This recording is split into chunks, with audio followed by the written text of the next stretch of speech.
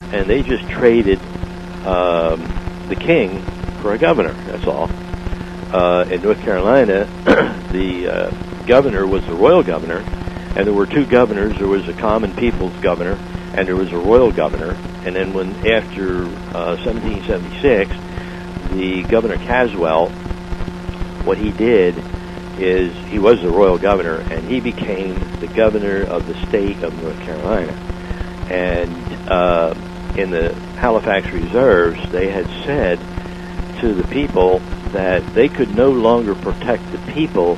They would have to go it on their own, and therefore the common governor at the time, he just disappeared. He ceased to be any functional at all. Now, what the Governor Caswell, the royal governor, did, the first thing he did was he eliminated the quitrent tax. See, the king taxed every property by a quitrent, a certain amount. It wasn't based on valuation.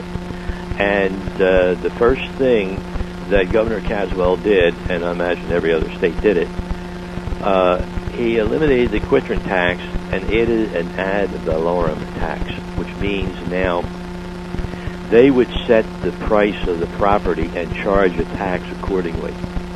Not just, well, here's a building, it's got 5 windows, and we're going to charge $10 tax. Now they got, well, here's a building, it's got 5 windows and 2 fireplaces, and we're going to say that is a value of $1,000, and we're going to have a mill rate and place it on every $1,000. That's what we have today. Now, if, in fact, we were supposed to be free, they would eliminate the quitrent tax, and people would not have to pay a property tax. Well, I got a couple of questions I'd like to ask you right now. Sure. And if we do digress, just remember where you left off. I don't think so, but I've got to ask you these while they're up in the forehead of my very small brain. Okay. It was my thought, looking at the Treaty of Paris and just what happened with England's military involvement with the colonists. Would I be right in what I did in assuming that they probably said, the king, whatever, the Rothschild said, listen, okay, guys, right, come on back with the soldiers when you can, and let's not shed blood anymore. I tell you what, you guys are a business enterprise of the crown, and right. We'll get you back financially enough with shedding blood, so go ahead and think what you want. We'll catch you, financially. Is that correct? Yeah, that's why they stayed here, and they never, now, in war, and you can equate this, a lot of people can probably equate this, that were alive, were young at the time during World War II, like I was. When MacArthur went over and signed the declaration of war, not the declaration, the peace, after the atomic bombs were dropped, MacArthur dictated all the parameters of that treaty of peace between Japan and the United States. It was quite the opposite with the king. The king dictated everything in that treaty of peace of 1783. Right. That's right. And therefore, he still was the arch treasurer of the United States, and it says so right in there. But that's basically okay. What you were saying. All right, let me ask you this now. Let's say hypothetically, some territory, let's just say within the contiguous 48 states, didn't become a state. Right. Maybe it was part of the acquisition from Spain. Could those residents have been free of the same situation that the state's residents were free of, or would they have gotten hooked in too, or is that pretty much an obscure question? You mean like Spain and Louisiana? Well, I'm just saying if the territory existed, just forgetting District of Columbia right now. Okay. Was it statehood that roped? I guess this is what asking it another way. Did statehood hook the citizens of that state into this whole business relationship with the crown? Yeah, and the way it is, if you logically think about it, okay, the king owned all the property, all the land. The people were free. All right? The crown was owed money by the king. So the crown had a lien on all the property. anything the king owned. Okay, and therefore Virginia and Maryland were states. There was no territory like the United States. They banged around from New York to Philadelphia and a few other towns, and they didn't have any place to set. So Congress, that's actually the United States. If you look at it, Congress is nothing more than the United States. And we always see in Congress assembled, the United States in Congress assembled. And that means, basically, whenever Congress assembled, that's the United States. And they're assembled all the time now. Well, but what it is all the land, the people were on the land. They were only tenants. They didn't own the land at all. There can be no allodial land owned in the United States because it's still owned by the crown through the king, because he couldn't transfer any land because of the heirs, and there will always be an office found under the reign of the king. Let me hold you there for a second. David Wilbur Johnson has been on to speak to property rights, and he chronicled that in some cases people, when they're in a dispute, whether it's with a town or whatever, over their land, that they can go back to the original treaties which hold precedence. And of course, beyond England, you had treaties with the Dutch, with the Spanish, with the French, and even with the Russians, considering parts of California. Yeah. Now, do you abide with that as well?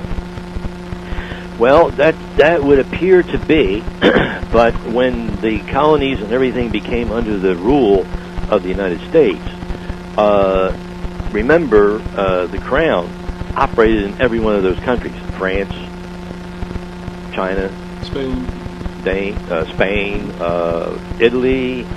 Didn't matter. The crown, the banks rule everything in the world, and based on that, we was doing this back in the 80s and going back to land patents and land grants and William Penn in Pennsylvania and so on and so forth. But he was still granted that, the same as the seven proprietors, where the king gave the seven proprietors every piece of land that they could operate with in this country. And then when he wanted it back, everybody but Lord Granville, and the county I happen to live in is Granville County, named after him, he refused to give it back.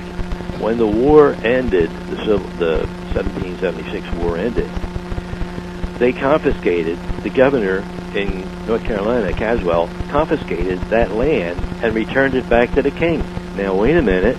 If this is supposed to be a free country and the governor is supposed to be for the people, what's he doing confiscating Granville, Lord Granville's land, and turning it back over to the crown? Well, there's something else that keeps popping up all the time, too, and it did with Johnson, and as you just mentioned, and if we can address that, and that is that famous year, 1066, when William Hastings, or William the Conqueror, invaded, I guess, England, right? That would be right? Yes, he did. And the people of England owned their own land. There was no such thing as what we have today, where you don't own your land. They actually owned their land. William the Conqueror come in and took the land by conquest. Well, what Johnson said, I'll throw out to you, and please respond to it. It seemed to me that what he said was that in 1066, and because of that invasion, that was the end of allodial land owned by the peasants. That's right. And that carried over to here, did it not? Yes, it did. Okay. And I don't think that Johnson would argue that either. I'm just trying to find, the resonating points here, and just to bolster both your not arguments, but your information. Yeah. So it's very confusing, unless you're a researcher like us. I imagine he's a pretty good researcher. I don't know the man, but you just can't pick up what people say and carry it down through a myth, through history as it's been done. And so many people out there, I'm going to use the word patriot loosely, they pick up on what was before them, and it goes on back, and it's like the little kid, the teacher tells a little kid in the first row a little story, and by the time it gets around to all the 30 kids in the room, and the last kid recites the same story, she don't know what the kid's talking about. You know it's what I mean? true, yeah. But the word of mouth and everything goes down. Yep. And Well, how would you think, or how do you know, the strange territory of Puerto Rico is regarded by the Crown?